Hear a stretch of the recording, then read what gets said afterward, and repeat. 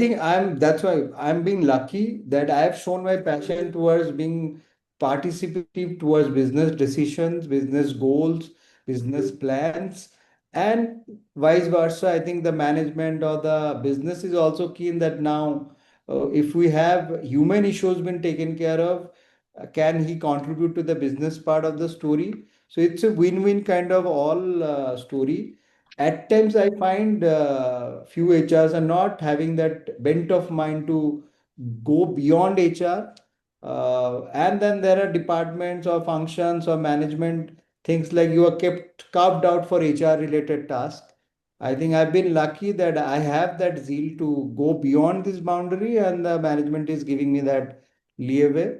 And together we're trying to define something for my role like 50% business, 50% HR. So rest is history. I'll try and see if I can justify this expectation, but this is the aspiration story as of now. Yeah. So have you taken some business oriented tasks? Very nice. Yes. So so we have got this EV infra, which is like charging station. Now, recently in Calcutta, there are not many charging stations. So we started doing this EV infra work. I am leading that for the company. Very nice. So let's say the sales is more focused towards vehicle sales, but it will be influenced through this EV infra. So I am going and finding the space, putting the power station, putting the entire infra in place.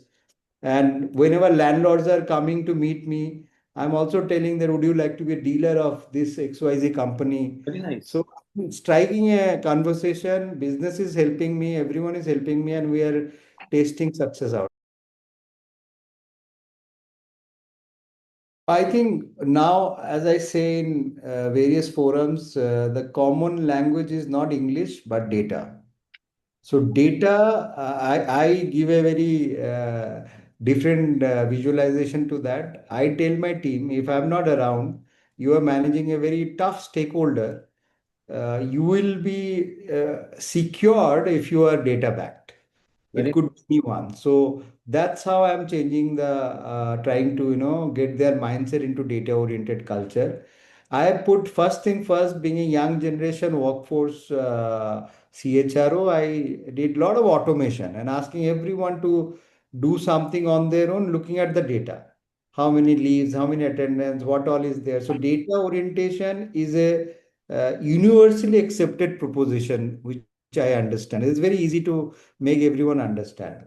So, and then I think even the critical business decisions are based on certain data point. So you let go of HR transaction work if you are backed by data. You let the workforce employee base feel that you are self-automated, not dependent on HR if you are data oriented. And lastly, but the big picture is like whenever you take decisions at a business table, management table, if your data is clear, you get a lot of pat on the back, confidence from the other side that yes, we are in the right track or not. So I think data is the thing which will help everyone across organization. And now we're talking about AI or anything per se. It is again a data backed solution. Without data, nobody can do anything. Very pertinent question, Amit, and thank you for asking me that. Unless you take care of the basics, you can't go till that level. So initially, my initial 6 months was fixing the policies, automation, making my team capable to handle something, let's say 6 out of 10 queries on their own. And I was more glued towards handling the business oriented challenges, crisis management, something like that. So it comes in a phase manner. First, you fix your own human challenges, and then you need to step over to business because those issues are always daily operational. You will not be able to focus to the business priorities if these issues are not taken care of. So you have to make your team capable. You put some solution in automation for self-help. You fix the ambiguities with right policies and guidelines. And I think now you are ready made for the next part of the story.